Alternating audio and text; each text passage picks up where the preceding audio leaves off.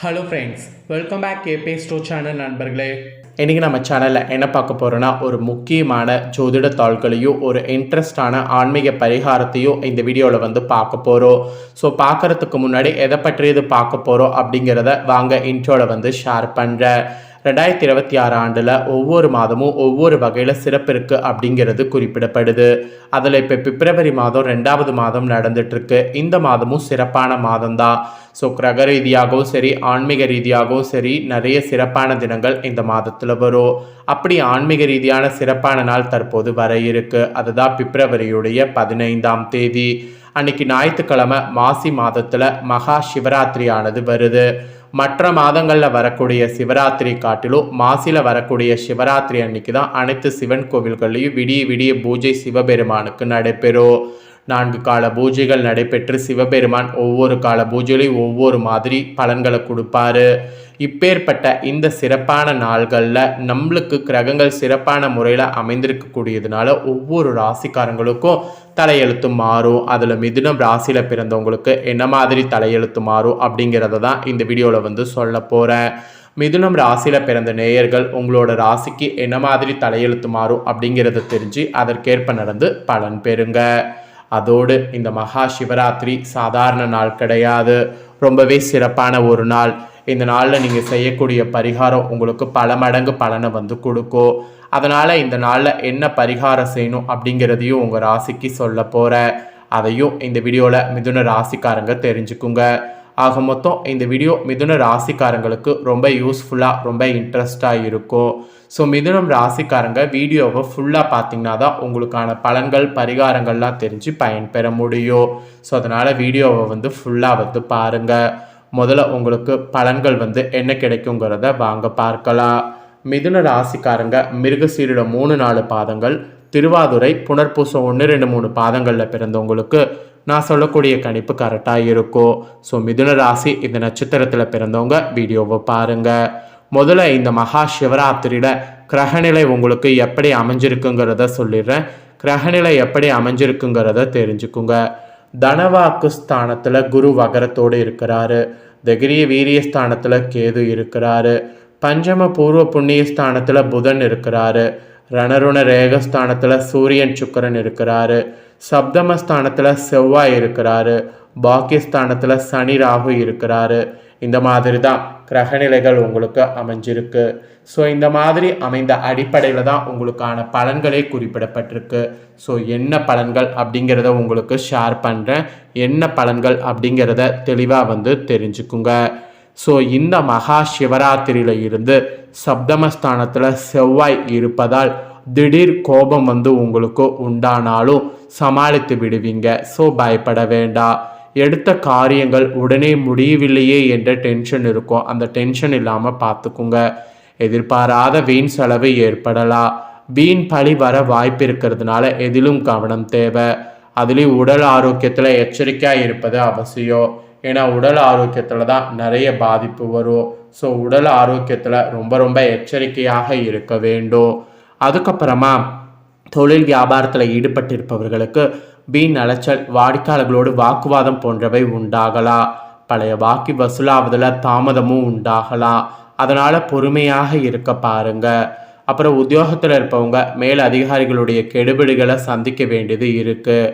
அதுவும் குடும்பத்தில் திடீர் பிரச்சனைகள் தலை தூக்கலாம். கணவன் மனைவிக்கிடையே வாக்குவாதம், பிள்ளைகள் செயல்களால் மன வருத்தம், இந்த மாதிரி நிறைய ஏற்படும். இதை எல்லாத்தையுமே சமாளிக்கணுங்கிறது உங்களுக்கு ஒரு டாஸ்காக சொல்லப்பட்டிருக்கு. அப்புறம் வீட்டில் உள்ள பொருட்கள் எல்லாம் கவனமாக பாதுகாப்பது நல்லது. பெண்களுக்கு எப்படிப்பட்ட சிக்கலையும் சமாளிக்கக்கூடிய மனப்பக்குவம் இந்த மகா சிவராத்திரியில் உண்டாகும். அப்புறம் கலைத்துறையில் இருக்கிறவங்களுக்கு எந்த சூழ்நிலையிலையும் வாக்குவாதத்தில் ஈடுபடாமல் எல்லாத்தையுமே தவிர்ப்பது நல்லது. அரசியல் துறையில் இருக்கிறவங்களுக்கு கூட காரிய தடை தாமதம் உண்டாகலாம். மாணவர்களுக்கு எப்படி பாடங்கள் படித்து முடிப்பது என்ற டென்ஷன் உண்டாகும். இந்த மாதிரி டென்ஷன்லாம் இல்லாமல் கூலாக எல்லாத்தையுமே ஹேண்டில் பண்ணும் என்பது உங்கள் ராசிக்கு குறிப்பிடப்பட்டிருக்கு. இந்த மகா சிவராத்திரியில் உங்கள் நட்சத்திரத்துக்கு ஏற்ப சிறப்பு பலன்களாக என்ன கிடைக்குங்கிறத சொல்கிறேன். அதையும் தெரிஞ்சுக்குங்க.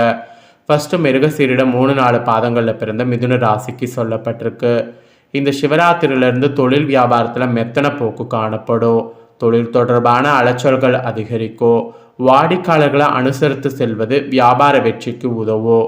உத்தியோகத்தில் இருப்பவங்க கூடுதலாக உழைக்க வேண்டியது இருக்குது. அப்படி உழைச்சிங்கன்னா நல்ல லாபம் கிடைக்கும். இதே திருவாதிரையில் பிறந்த மிதுன ராசிக்கு தொழிலில் சக பணியாளர்களிடம் கவனமாக பழகுவது நல்லது. குடும்பத்தில் திடீர் குழப்பம் ஏற்பட்டு நீங்கும். கணவன் மனைவிக்கிடையே வாக்குவாதம் உண்டாகலாம். அதனால் கவனம் தேவை. பிள்ளைகள் நல்ல அக்கறை காட்டணும், இல்லைனா நஷ்டம் உங்களுக்கு தான். அப்புறம் புனர்பூசம் 1, 2, 3 பாதங்களில் பிறந்த மிதுன ராசிக்கு குறிப்பிடப்பட்டிருக்கு. நண்பர்கள் உறவினர்கள் மூலம் நன்மை ஏற்படும்.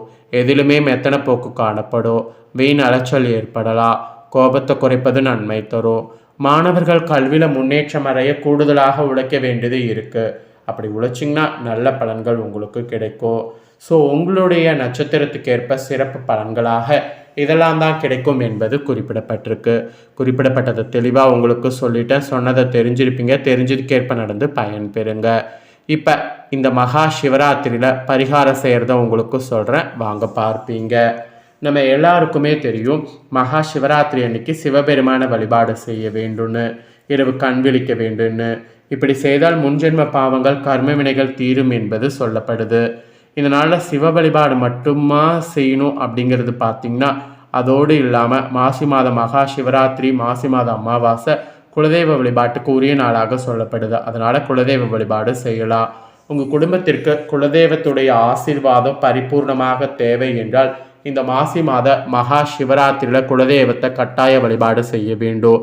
எந்த முறையிலெல்லாம் இந்த தினம் குலதெய்வத்தை வழிபாடு செய்வது அப்படிங்கிறத உங்களுக்கு சொல்ல போகிறேன். அதை இந்த வீடியோவில் தெரிந்து கொள்ளுங்கள். முதல் வழிபாடு, மானசீகமாக மனதார குலதெய்வத்தினுடைய பெயரை 3 முறை சொல்லி பூஜையில் விளக்கேற்றி, குலதெய்வமான நீதான் எங்களுடைய குடும்பத்தை காத்தருள வேண்டும், குலதெய்வம் எப்போதும் எங்கள் வீட்டில் தங்கி அருளாசி வழங்க வேண்டும் என்று பிரார்த்தனை வைத்தாலே குலதெய்வத்தின் பரிபூர்ண அருள் உங்களுக்கு கிடைத்துவிடும். சரி, இது ஒரு பக்கம் இருக்கட்டும். சில பேர் குடும்பத்தில் குலதெய்வ கோபம், குலதெய்வ சாபம், குலதெய்வம் வீட்டில் இல்லை, குலதெய்வ கோயிலுக்கு செல்ல முடியல, தடையாக இருக்கிறது, வீட்டில் சுபகாரிய தடை என்ற பிரச்சனைலாம் இருக்குது அப்படிங்கிறவங்க என்ன செய்வதுன்னா, இந்த மாசி மாதம் மகா சிவராத்திரி அன்று அல்லது அடுத்த நாள் வரவிருக்கக்கூடிய மாசி அமாவாசை நாள் அன்று உங்கள் குலதெய்வ கோவிலுக்கு குடும்பத்தோடு செல்ல வேண்டும். உங்கள் குடும்பத்தோடு செல்லலாம், இல்லை உங்களுடைய அங்காளி பங்காளிகளை கூட்டிக் கொண்டு குலதெய்வ கோவிலுக்கு செல்வது இன்னும் சிறப்பான பலனை கொடுக்கும் என்பது குறிப்பிடப்படுது. அடுத்தபடியாக குலதெய்வ கோவிலுக்கு உங்களால் முடிந்த பொருட்களை வாங்கி தானம் செய்யலாம். உங்கள் குலதெய்வ கோவிலுக்கு என்ன சிறப்பு, அதை வாங்கி தானமாக கொடுங்க. அம்பாள் என்றால் புடவை, ஆண் தெய்வமாக இருந்தால் அங்கவஸ்திரம் அல்லது சில தெய்வங்களுக்கு மிகவும் பிடித்த பொருட்கள் இருக்கிறது அல்லவா, அது போல் ஏதாவது பொருட்கள் இருந்தாலும் நீங்கள் அந்த பொருட்களை அந்த கோவிலுக்கு வாங்கி கொடுத்து பலனை பெற்றுக்கொள்ளலாம். நீங்கள் சொந்த ஊரில் இல்லை வெளியூரில் இருக்கிறீங்க, குலதெய்வ கோவிலுக்கு செல்வது சிரமம் என்றால் உங்களுடைய குலதெய்வ பேர்லேயே உங்கள் ஊரில் இருக்கக்கூடிய ஒரு தெய்வம் இருக்குல்ல. இப்போ உதாரணத்துக்கு பழனி முருகன் உங்கள் குலதெய்வம் என்றால் உங்கள் ஊரில் இருக்கக்கூடிய முருகன் கோவிலுக்கு சென்று பழனி முருகனுக்கு ஒரு செவ்வரளி பூ வாங்கி கொடுத்து உங்கள் குடும்ப பெயர்களை சொல்லி அர்ச்சனை செய்து கொள்ளலாம். இது போல் ஒரு வழிபாட்டு முறையை இந்த தினம் உங்களுக்காக சொல்லப்பட்டிருக்கு. குலதெய்வ கோவிலுக்கு பணம் அனுப்ப முடியும். அங்கு தெரிந்தவர் சொந்தக்காரர்கள் இருக்கிறாங்க, அவர்களுக்கு பணம் அனுப்பி வைத்தால் ஏதாவது பொருள் அவர் வாங்கி கொடுப்பாங்க என்றாலும் அதுபடி குலதெய்வ கோவிலுக்கு ஏதாவது ஒரு பொருளை கொண்டு சேர்க்கலாம். இதுவும் ஒரு வழி. இதையெல்லாம் தாண்டி இறுதியாக ஒரு பரிகாரம் உங்களுக்கு சொல்லப்பட்டிருக்கு. இந்த பரிகாரத்தை செய்தால் உங்கள் கஷ்டங்கள் எல்லாம் தண்ணீரோடு தண்ணீராக கரைந்து காணாமல் போகும்.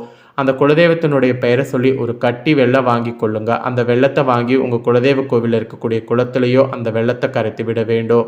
வாய்ப்பு இருக்கிறது என்றால் அந்த வெள்ளத்தை தண்ணீரில் உங்கள் கையை கொண்டு கரைத்து விடுங்க. குலதெய்வ கோவிலில் கிணறு தான் இருக்கிறது என்றால் வெள்ளக்கட்டி அந்த தண்ணீருக்குள் போட்டு விடுங்க. எதுவுமே இல்லை என்றால் குலதெய்வ கோவிலில் ஒரு அகலமான பாத்திரத்தில் தண்ணீர் எடுத்து அந்த வெள்ளத்தை அந்த தண்ணீரில் கரைத்து அந்த தண்ணீரை உங்கள் குலதெய்வ கோவிலில் மண்ணில் கொட்டி விட்டு வருவது மிக மிக சிறப்பு. குலதெய்வ கோவிலுக்கு போக முடியாது என்பவர்கள் உங்கள் ஊர் ஆத்தங்கரையிலே இந்த வெள்ளத்தை வாங்கி குலதெய்வத்தின் பெயரை சொல்லி கரைக்கலாம். அதுவும் முடியாது என்பவர்கள் வீட்டிலே ஒரு பாத்திரத்தில் தண்ணீர் எடுத்து ஒரு கட்டி வெள்ளத்தை அந்த தண்ணீரில் போட்டு கரைத்து மண்பாங்கான இடத்துல கொட்டி விடலாம். ஸோ மகா சிவராத்திரி தினத்தை வெள்ளத்தை தண்ணீரில் யார் கையால் கரைக்கிறீர்களோ அவர்களுடைய துன்பம் தண்ணீரோடு தண்ணீராக கரைந்து போகும் என்பது நம்பிக்கை.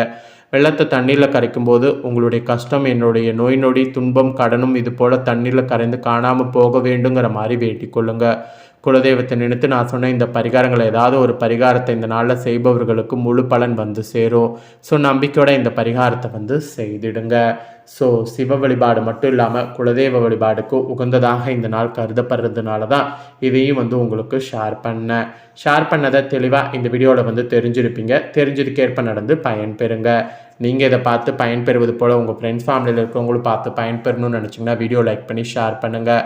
வீடியோவை உங்கள் ஃப்ரெண்ட்ஸ் ஃபேமிலியில் இருக்கிறவங்களும் மிதுன ராசிக்காரங்களாக இருந்தாங்கன்னா பார்த்து இந்த பலனும் பரிகாரமும் தெரிஞ்சு பயன்பெறட்டும். இதே போல் புதிய தகவல்களை தெரிந்து கொள்ள மறக்காமல் நம்ம சேனலை சப்ஸ்கிரைப் பண்ணுங்கள், கூட பெல் பண்ண ப்ரெஸ் பண்ணுங்கள். ஃபஸ்ட் டைம் பார்க்குறவங்க சப்ஸ்கிரைப் பண்ணலன்னா சப்ஸ்கிரைப் பண்ணி பெல் பண்ண ப்ரெஸ் பண்ணிட்டீங்கன்னா இனி நான் போகிற மற்ற அப்டேட்டான வீடியோ உடனுக்குடனே தெரிந்து கொள்ளலாம். ஸோ மறக்காமல் பண்ணுங்கள். நெக்ஸ்ட் இதே போல் சுவாரஸ்யமாக வேறொரு வீடியோவில் வந்து உங்களை சந்திக்கிறேன். சப்ஸ்கிரைப் பண்ணி பெல் பண்ண ப்ரெஸ் பண்ணுங்கள். நன்றி, வணக்கம்.